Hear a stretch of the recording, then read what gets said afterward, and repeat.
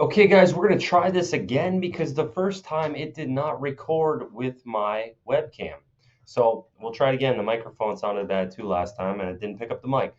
But if you like this content, give it a thumbs up, comment, and subscribe, and also ring the bell for the sake of the algorithm. That really helps. So it helps grow the channel big time. I appreciate it, guys. Now, I am going to preface things by saying I am no Vigorous Steve. I am no Leo, and I am no Derek. So I'm not like the end all be all expert on this kind of stuff, but I'm going to give my intake or my input on Ryan Dengler's, blood results here. So we kind of looked at his labs from last time, and we'll break down the current bunch and see what we think. All right, so we are back over at LabCorp right now. We are getting our blood tested. Once again, you guys saw the video back in, was it October? We got our blood work tested in October, and Jacob broke it down in November, like right before my first show. So right now we're getting it tested again. So this is basically mid-bulk, peak bulk right now. 234 pounds this morning compared to back then I was like 205 pounds, 206 pounds. We just kind of wanted to see like where my test levels are at, where all of my levels are at in comparison to where they were 1 week out from show compared to mid-bulk, peak bulk right now. So me and Jacob are going to go test our blood again. So we're going to go in there and see how this is going. The results kind of stay. So Ryan got it tested when he was 205 pounds going into his physique show, as you can see here. This time he is bulked up. He's put 30 pounds on. So he was 204 here. He's 234 now. And his test levels were 620, 621 on this at this period when he was dieted down for the physique show. And there were some parameters that were a little funky. So we're going to see what it looks like when he's peak nutrition, peak bulk, and see by comparison what things are now that he's 234. We'll find out. Stack up to where they were before when I was literally 1 week out from a competition. So we just got it checked on, I believe this was April 20th, 2022. We got our blood work checked 2 weeks ago. Yeah, finally got this in. We got it in like 2 days later, but kind of took our time getting to this video. So going to break it down today. We got a lot of different things tested. So we're going to kind of break it down. Jacob's going to help me out once again. He did a great job on the last video. So I have a better base, a better knowledge base about what a lot of this stuff means and what it means relative to my health and my lifting. Yeah, I guess let's just get into it. So like I said, April 20th, we got this done. So I've been eating 4,400 calories now. My body weight's up to 235 in the morning. Just weighed myself was 241 right now. So I'm much bigger, healthier than I guess I was during that budget. Much healthier body fat now. Yeah, like one would say. Oh, for sure. Because your first blood test, that was like your first ever time you've seen your numbers on a blood work before, correct? Yeah, exactly. I never got blood work checked before for testosterone and stuff like that. So yeah, we got testosterone checked, free test checked, and a number of other indicators. So everyone was really fired up last time because we didn't check FSH and LH despite the rest of the panel coinciding with a high FSH and LH, one that's your testes are functioning, not being shut down by hormones. Yeah, so this time we got ahead and got it. We got LH and FSH tested this time. So this should be a pretty comprehensive test. Should be pretty comprehensive. So first off, so last time your blood urea nitrogen. All right, let's take a look at what we got here. Glucose is in a good range. The three major tests you want to see as far as your blood sugar and your insulin levels, the three major ones are fasted glucose, fasted A1C levels, HbA1c, and then fasted insulin levels. So I would actually say HbA1c would be a slightly better metric, but glucose is going to be on any test. It's in part of the CMP. So on any test, you're going to get your CMP checked and your CBC. Okay, so glucose is going to be on the CMP, so you're going to see it. And a fasted glucose level of 82 is excellent.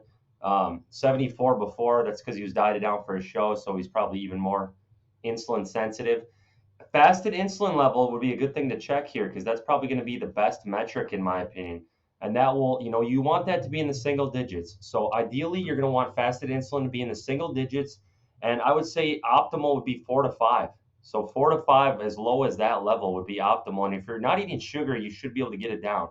But those would be the major things to check if you're interested in diabetic metrics like fasted glucose, fasted HbA1c, and fasted insulin. Those are the major three ones. And fasted insulin and fasted A1c are not expensive to look into. But overall, his glucose is really good. Now, his BUN is 19 here, whereas it was 27 before. BUN, as Leo has said, is directly affected by protein intake. So the more protein he takes in, the higher that BUN level is going to be. That's why it was 27. Also, creatinine is skewed by muscle mass, it's skewed by body weight. So it's not the most accurate kidney function metric. Cystatin C would be the best thing to check because it's not influenced by muscle. So whereas his glomerular filtration rate of 82 here is like okay, it's not great. Much of that is skewed by the creatinine of 1.27. And 1.27 is perfectly normal if you have muscle mass, even as a natural. So his GFR, if it was based off of cystatin C, would be 100 plus, in my opinion, because that's just a more accurate metric. The problem with cystatin C is it's a more expensive test. It costs around like $75 to get checked. So that might be why, it's not something most people look into. Most people don't know about it, but it's far more accurate than BUN and creatinine, because creatinine influenced by muscle mass, BUN influenced by protein intake. They're the basic kidney function metrics. You don't want them to be out of range by a ton, but they can be skewed. So cystatin C is much, much better. Now, his sodium, about the same as last time. His potassium is quite a bit higher. So long as potassium is not over like 5, I wouldn't be concerned. Because when you get potassium too high, so let's say I had a buddy who was doing a water cut for a powerlifting meet. His potassium got up to 5.3, which the higher the potassium goes, if it gets too high, you risk a heart attack or triggering heart issues. So you don't want your potassium level to be too high, but as long as your electrolytes are in balance, you should be in pretty good shape. But you want the potassium in that 4 range, no higher than 4.9, no lower than like 4. So that's nothing, too noteworthy, but. And your BUN right there was elevated. Yeah. And your creatinine was elevated as well. And they're still like a bit high, but the like high end of the reference range. Yeah, because I mean, you're an athlete, like you train, you have like you're under some stress there. Yeah. Like I think creatinine has to do with like how much protein your body's like uptaking and like breaking down. So Jacob's close. He meant BUN. BUN has to deal with protein intake. But I like these guys. I've been cool with them, and we'll see what the rest says. Utilizing, so it means you're probably a bit more recovered than you were prior. It's good that like everything's in the range now. Yeah, everything's in the range now. Even the liver enzymes, AST, ALT, those are very elevated before. Yeah. Like twice the reference range before when I was 1 week out from competition. Now I'm within the reference range. Still towards the higher end, but it's like literally 1/3 of where it was at before. Yeah, your liver enzymes came way down likely because there's less like protein breakdown. Like your liver's literally under less stress. Yeah. It has more food available. You're able to sleep better. You're recovering better. Yeah. Your liver's not like too stressed, which is good because like a stressed liver that could lead to like appetite suppression and a number of other bad things. Like obviously, if they stayed up elevated like that for a long time, you could be at risk for like a liver issue in the future. But an aberrant thing that happened just because of the prep. That's the thing. With a lot of things are gonna be different because of the situation where I was on prep 1 week out compared to now. So crazy about prep too is like you look your best you've ever looked, but realistically you might be the unhealthiest you've ever been. And then lipid panel, pretty solid there. So let's look at his liver enzymes, which are 32 and 37, perfectly normal. Keep in mind that kidney functions like creatinine and BUN and liver enzymes like AST and ALT can be negatively impacted by training. So ideally, you don't want to train 3 to 4 days before you get your blood work done, even upwards of a week. Most people don't want to take a week off training, but if you take a few days off, you'll have more accurate measures of your creatinine, BUN, kidney functions, liver enzymes, all that. Another thing, you should try to drink about 1 liter, 31 ounces of water right before you get your labs drawn, as it'll make your kidney functions more accurate. So creatinine can be skewed by how hydrated you are. So if you're not very well hydrated, your creatinine can dip. So that's why I would recommend 31 ounces, 1 liter of water right before you get your labs done, like right before you go in. And that will make your creatinine levels more accurate. That's another thing that will affect the kidney function. So take note of that. But ALT and AST were previously very high, which, that would raise a red flag, and that's super high. But at the same time, if he's at the end of prep and he was training hard, doing cardio all the time, and had a lot of muscle breakdown, that could be why the levels were so elevated. Now, 94 to 109, it's not ideal.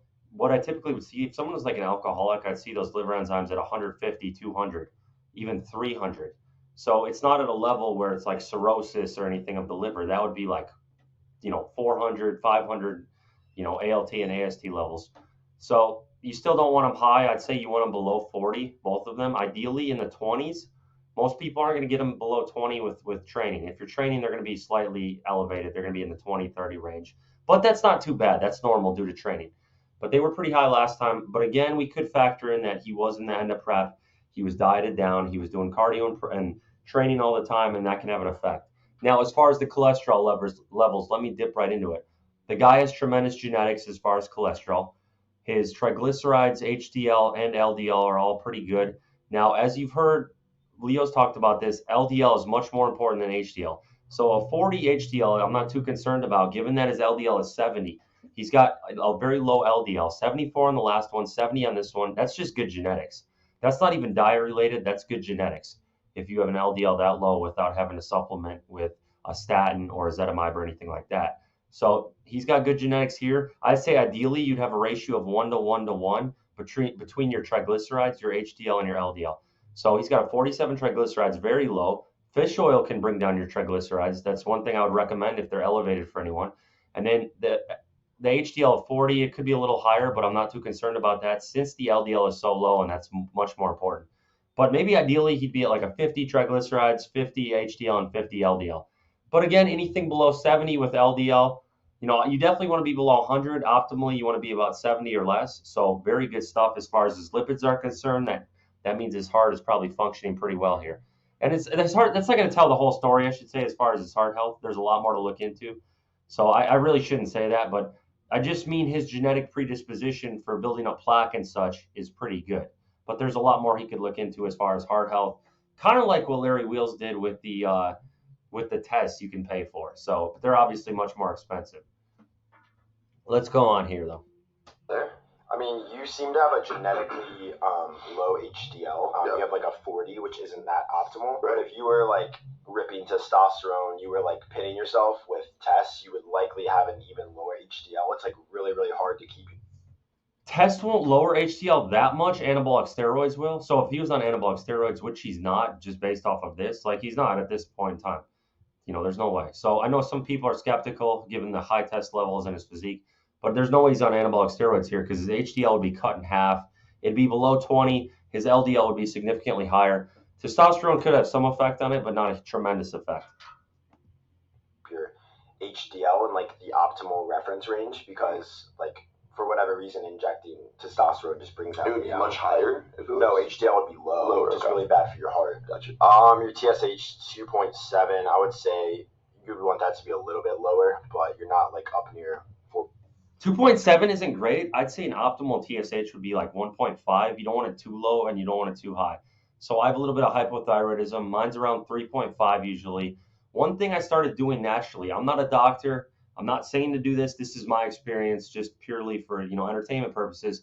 I started taking 5 milligrams of iodine per day, which is 5 milligrams iodine, and then 7.5 milligrams of potassium iodide. So that's what I'm taking every day. And that has helped my metabolism and it's helped me stay a little leaner. So the one thing, basically the thyroid turns iodine into thyroid hormone. So I had 3.5 TSH. I've always had it in that range. And I started taking the iodine and my TSH went up to 9. But it's a false reading. I've spoken with a thyroid specialist about this. Iodine at a high dose gives a false reading where your TSH will go through the roof. But basically, it's just because it's getting all that iodine in, so it's replicating the thyroid hormone, and that's why you get that false reading. So I'm not saying to do this, but one thing that really helped me bring my TSH, or it raised my TSH, but it helped speed up my metabolism and basically keep me a little leaner was supplementing with iodine, which I think is a tremendous supplement. So that's something to keep in mind. 4.5 or anything. So your thyroid's functioning well. You didn't get reverse T3. You got T3 uptake, yeah. Ideally, you would want like reverse T3 too, but we got a bunch of thyroid indicators here. So his thyroid is functioning fine, which thyroid like obviously plays a role in like metabolism and whatnot. Like if you have a hypothyroidism, you would have a hard time that not gaining weight. Like you wouldn't be able to eat a lot of calories and not gain weight. So hypo is when it's high. Yeah. So it's like opposite. So hypothyroidism is like an underactive thyroid, and this would be indicated by a high TSH. Gotcha. So there's bodybuilders that will literally exogenously administer T3 or T4 to get leaner, but then this shuts down their thyroid. So you obviously never. Yeah, you can take like Synthroid, levothyroxine. A lot of people take that for hypothyroidism, but I just took iodine because my hypothyroidism isn't like crazy, and iodine will naturally help the thyroid and boost the metabolism as well. Also, selenium is something to consider. Like taking thyroid or anything to get lean, like you just got lean on your own. You know what I mean? So your TSH is, I mean, it's in the reference range, but ideally you would get that down to like, I don't know, 2.0 or so, but it's a lot of genetics coming to I'd say like 1.5, but yeah, he's on the right track. play there. Thyroid looks good, healthy. Still in the reference range at least. So Yeah, I think mine's like real similar, like 2 point something. Yeah, and then like we said, we got FSH and LH checked this time, which a lot of people were commenting about last time. Yeah, they're all like, oh, he did that on purpose. He didn't want people seeing his FSH and LH shut. So the FSH and LH are quite high. They're almost, you know, at the top of the reference range. So that would tell me he's not on exogenous testosterone either, as these are really high levels of LH and FSH, which correlates to the high testosterone level you see here of 895. So when he was dieted down 204 for his show, he was at a 621 test level. Now he's at an 895 at 234 pounds body weight. So it kind of makes sense. His test went up because he's not dieted down. And we don't know what his LH and FSH was last time, but they're very high. So I would rule out him being on anabolic steroids at this point in time or exogenous testosterone. Now, the one caveat I will say, though, is you cannot maybe rule out HCG. I'm not 100% sure on whether HCG would raise the LH and FSH on a blood test, but I think it might. I'm not 100% sure. You'd have to check with like Vigorous Steve, and I'll talk to him tomorrow, and we can bring that up. You'd have to talk to Vigorous Steve or somebody like that to get an idea of whether or not HCG alone, if someone was taking a small dose of HCG, say 500 IUs twice a week, 1,000 milligrams or 1,000 IUs a week, that might give you a false reading because I know HCG mimics LH and also FSH. So HCG basically is pumping synthetic LH and FSH in your body, which will in turn raise your testosterone level. I've seen someone take, 2,500 to 5,000 IUs of HCG a week, and they had testosterone levels off the chart. So HCG can raise testosterone just as injecting testosterone would. So that also may be a thing, but I don't know for sure. I'm not knowledgeable enough to say. I've never seen labs where someone just ran HCG and see what the LH and FSH levels are, because that could be one thing we could bring up as far as a point. We don't know about HCG because we can't, that could possibly raise LH and FSH to the high normal levels with the testosterone. So I would have to check with Steve. Derek in his last video said he thinks Ryan just has freak genetics. He's a genetic, one of the top genetic people, and Derek thought he was natural. And that was when Ryan's levels were 621 at the end of his cut. This is 895, which 895 is truthfully the highest test level I've ever seen in a natural. I've never seen higher, and his free test is not that crazy. That's the other thing. The free test is actually fairly low. So again, he's probably got like a lot of testosterone bound up in SHBG, which I think he gets to. Prolactin is normal. It's just one of those things. Like we can't 100%. I don't think we can 100%, say one way or another because we don't know. I don't know how HCG acts on the LH and FSH, but that's just. And I'm only giving my feedback. Like Ryan's going to see this, Jacob's going to see this, everybody's going to see this. This is just my feedback on what I think of what I'm seeing. So let's move on here. Down. And in addition to that, if you were, like, let's say hypothetically, you were taking a bunch of drugs, shutting yourself down, the blood work wouldn't have looked like how it did, first of all. But let's say in a vacuum, the blood work somehow looked great. Now, you would see, if you tried to bring it up, like, manually with, like, drugs and shit, like, you took, like, some fertility drugs to boost it way up there, it would be, like, you wouldn't be able to accurately predict, like, and get it perfectly in the range. Yeah. So if you look, it says 7.8 for LH and... See, I don't know if he was talking about HCG or something like that, but a small enough level of HCG and you'd probably be able to keep your testosterone within a natural range. But that's the only thing. And I would never accuse one way or another. Like, I'm not doing that. I'm just bringing up points as far as what I'm seeing here. And then what, 9.1 for FSH? So towards the top of the reference. Yeah, it's towards the top, which means that you have a very strong connection in your HPTA, which is your hypothalamic pituitary, like gonadal axis, right? So your brain tells your balls to like make testosterone so that it can function well. So higher basically means that telling my body to make more testosterone. Yeah. Whereas if it's lower, your body isn't having to produce correct. So testosterone. The likelihood of you using steroids or something and still having a freaking really high LH and FSH is really, really low. Like, it'd be pretty hard to get your shit way up there to like the top like that. Yeah. And it's showing that.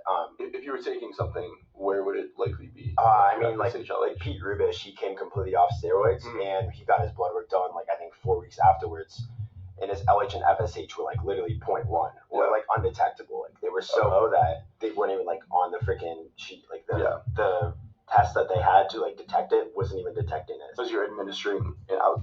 Yeah, so anytime you've seen anybody on anabolics or on testosterone, the LH and FSH gets shut off. So they'll be like, less than 0.2 is what it'll show up as on the blood work, because they'll just be tanked from the exogenous production of testosterone, or even if you're just on an anabolic steroid, it'll shut everything off. So he's correct about that. Outside source of testosterone, basically. Yeah, so your body's like, okay, we don't have to make tests anymore. Like, so you're basically, that's called down-regulating your HPTA, which is not good. Like, you want a functioning HPTA as a natural to have testosterone, have free testosterone, build muscle. Like, yeah, your FSH and LH look fantastic. Like, that's where I would want them. If they were above the reference range, this might indicate like you had some sort of like testicular injury, or your free tests would be like super low and they just keep driving it up, which we're going to get into in a bit here. But so then after that, we got testosterone free in total. So this is pretty eye-opening here. Yeah, so if you remember, like, it says on the sheet as well. You probably put this on the screen, right? Yeah.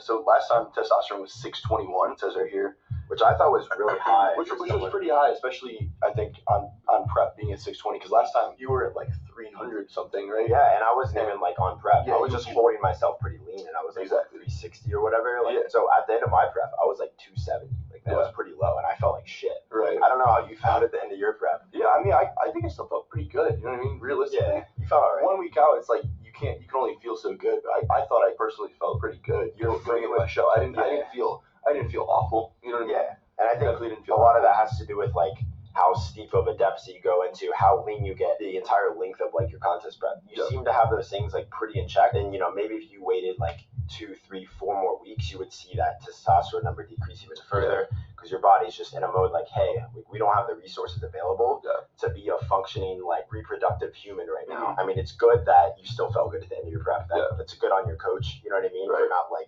the reference range goes down to 9.3, so it's like 50% lower than the bottom. So like I said, his free test being that low means a lot of it's bound up in SHBG. A natural thing you could take is boron. Boron will lower SHBG and raise free test. So the dose, it's hard to say. I'm not a doctor. I'm not telling you what to do.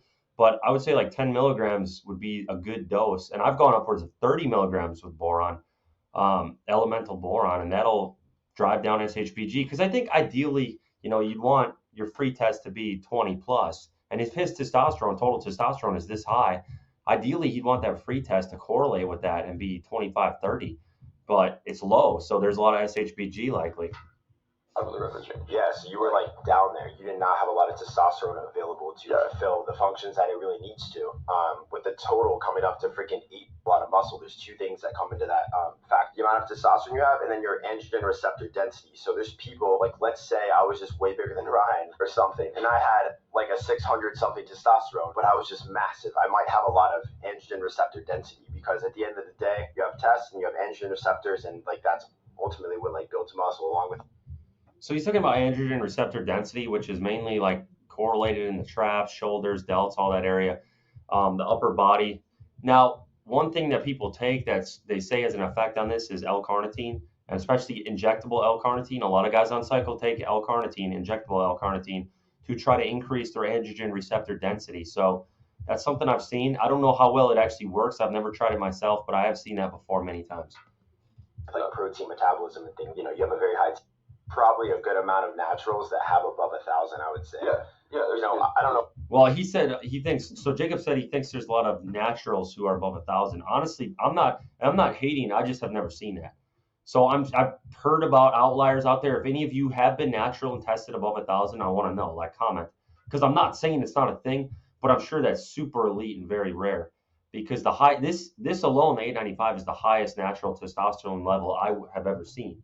So 895 is like crazy high. And I don't know if he was taking like Sigma during this or what, with the Fedosia to boost his LH and the Untitled Chapter, and there's boron in that. I don't think he was, because I don't think his SHBG would be that high if he was on Sigma, which has boron in it. So I don't know. It's interesting. know what percent of the population has above 1,000, but with that being said, then the free test is still at only 11.6 right now, and like we said, the reference range on the free test for this one goes from 9.3 to 26.5. So like, yeah. So let me go ahead here because the free test is not very good compared to the total test. So let's just jump ahead to the other results. Your total to be up here, and your free testosterone. I'm gonna break that down. Not as familiar. Yeah, I'm not like super well versed with these parameters. Your prolactin was super high. One, you'd be at a risk of developing gynecomastia.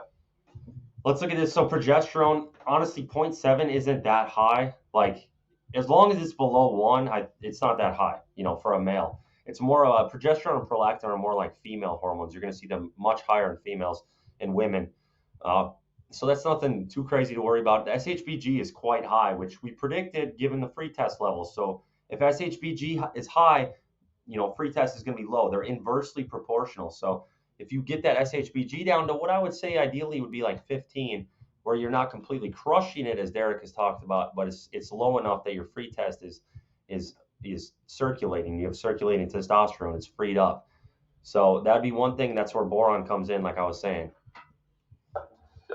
And people that take certain like substances like 19-nortestosterone derivatives, they might run into prolactin issues. Like people that take trenbolone, they oftentimes get very high prolactin, which leads to the development of gyno, and then literal like they'll freaking milk their boobs and stuff because they have so much prolactin. Your progesterone is technically slightly out of the range, but technically, I looked it up. It says the average progesterone. I looked at a few different studies, and it said 2 or something like that. Yeah, and prolactin, 19 nors, like Jacob was talking about, DECA, trenbolone, they'll raise prolactin and progesterone. So they're not just going to raise prolactin, they're also raise progesterone.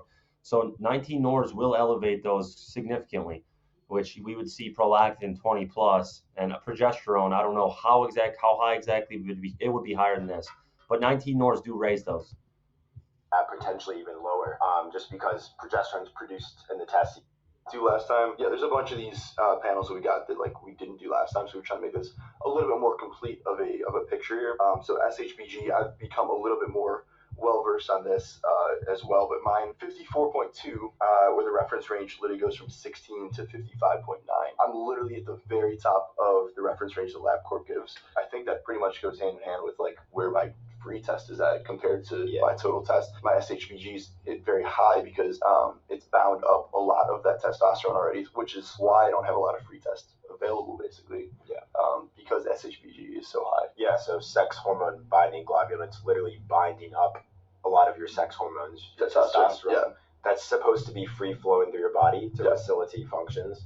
Binding it all up, but not ideal for building muscle. Yeah, so optimally, I'd probably want my SHBG to be a little bit lower and my free test to be higher, so that I'm able to use some of that testosterone for building muscle, for like going into the gym and like having intense workouts and stuff like that. Optimally, we want that SHBG to be lower than the top of the reference range. Those two parameters obviously go hand in hand. Last time we didn't check SHBG, but we decided to test it.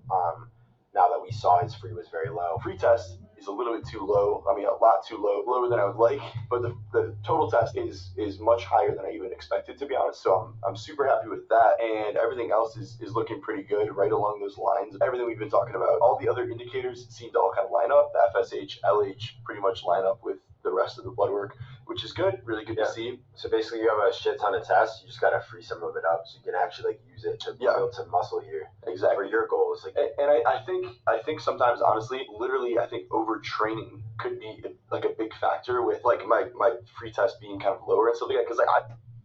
Because overtraining could affect test levels, period. So that could play a role. Now, like I said, boron would decrease the SHBG and raise his free test. That's one thing to look into. But I feel like that's a pretty good breakdown as far as this video, as best I could. If you guys like the video, give it a thumbs up, comment, subscribe, and ring the bell for the sake of the algorithm. Now, I'm wearing, if you notice, I'm wearing my Wisconsin shirt for this video because Ryan and Jacob and all these guys are Ohio State. They go to Ohio State. They're Ohio State fans. And Wisconsin gets crushed by Ohio State every year, but I got to support my team, so go Badgers.